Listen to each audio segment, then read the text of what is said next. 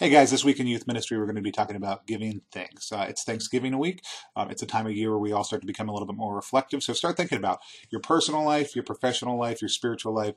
What are you thankful for? What do you want to share with us? So like I said in the opener, I want to focus on three different sections of what I'm thankful for and invite you guys to do the same this week. The first one we're going to start with is just going to be the professional, because I think that for a lot of us that's the kind of the easiest level on which to start as we kind of then look at personal, what's happening in our personal lives, and the spiritual, what's happening in our interior lives. And I don't want to imply by separating it that way that those things don't overlap and that they're not fused to one another in some really important ways. But I think it's easy to break it down a little bit more so. So in my professional life, one of the things I'm most thankful for this year is Oscar. Oscar is one of the kids who comes to youth group. He's been engaged but not super engaged. And then this last week he just started asking questions, and most importantly, admitting that he didn't know the answers. A lot of my kids ask questions that they kind of already know the answer to, just want a little bit more depth or detail on.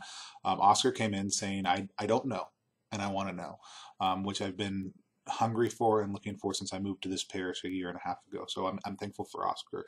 Rebuild, getting to work with Scott Miller, Mike Marchand, Matt Matasso, all the great speakers that we had this last year. It's been a huge highlight of professionally what I'm thankful for, and just looking at the different conversations and the different threads that are coming together from not just around the country, but around the globe.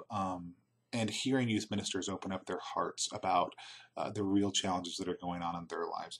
I'm thankful I get to go to Orlando next week. I'm thankful to be at a parish that supports me full time in ministry. And I'm thankful for the great volunteers and great young people that I get to minister to on a regular basis. I spend a lot of time talking about the magnified challenges of working in the Pacific Northwest and in Seattle area specifically. I wouldn't trade it. I wouldn't trade it for anything. It's taught me how to love again without being strategic. It's taught me how to take kids one at a time a little bit more intently. And these are things that I always did, but that working up here, you can never autopilot, and we should never autopilot, but we do a lot of the time. So I'm just thankful for that opportunity. I'm thankful for my pastor, for the vision that he brings, for the way he encourages us to step outside of our comfort zone, and for his directness, as much as it might be frustrating sometimes. So, it's good to know that he's going to tell me what he thinks. And so I'm thankful.